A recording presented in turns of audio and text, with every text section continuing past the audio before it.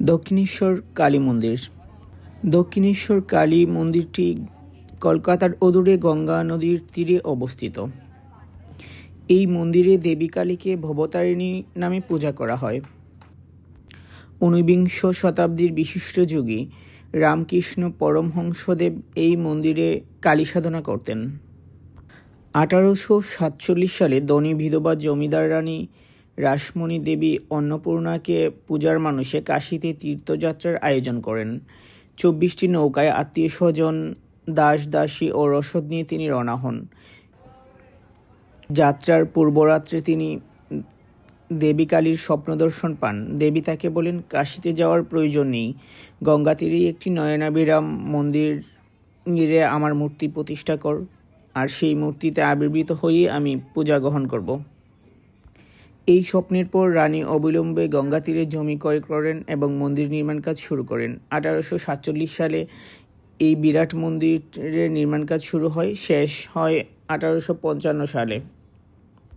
মন্দিরের 20 একরের প্লটটি জন হেস্টি নামক এক ইংরেজের কাছ থেকে কেনা। লোকমুখে জায়গাটি পরিচিত ছিল সাহেবান বাগিচা নামে। এর একটি অংশ ছিল কচ্ছপ পাকার। 1855 সালের 31 মে স্নানযাত্রার দিন মহাসমারোহে মন্দিরের মূর্তি প্রতিষ্ঠা করা হয়।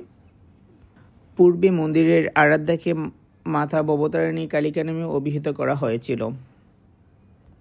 মন্দিরের আরাধ্যা দেবী ভবতারিণী কালী, পদতলে শিব। রামকুমার চট্টোপাধ্যায় প্রধান পুরোহিত পদে ব্রতী হন। তার ছোট ভাই গদাধর বা গদাই পরবর্তীকালে রামকৃষ্ণ পরমহংস এবং তার সহযোগী হন। পরে তার ভাগ্নে হৃদয় তাকে সহায়তা করতে থাকেন। পরের বছরই রামকুমার দেহত্যাগ করেন। শ্রীরামকৃষ্ণ মন্দিরের প্রধান পুরোহিতের স্থলাভিষিক্ত হন। তার সহধর্মিণী সারদা দেবী মন্দির চত্বরের বাইরে নহবতখানায় অবস্থান করতে থাকেন। এই নহবতখানা এখন সারদা দেবীর মন্দির। এই সময় থেকে 1886 পর্যন্ত প্রায় 30 বছর শ্রীরামকৃষ্ণ এই মন্দিরে অবস্থান করেন। তার অবস্থানের কারণে পরবর্তীকালে এই মন্দির পরিণত হয় একটি তীর্থক্ষেত্রে। মন্দিরে ভবতারিণী ছাড়াও শিবের 12টি মন্দির এবং রাধাকান্ত মন্দির রয়েছে।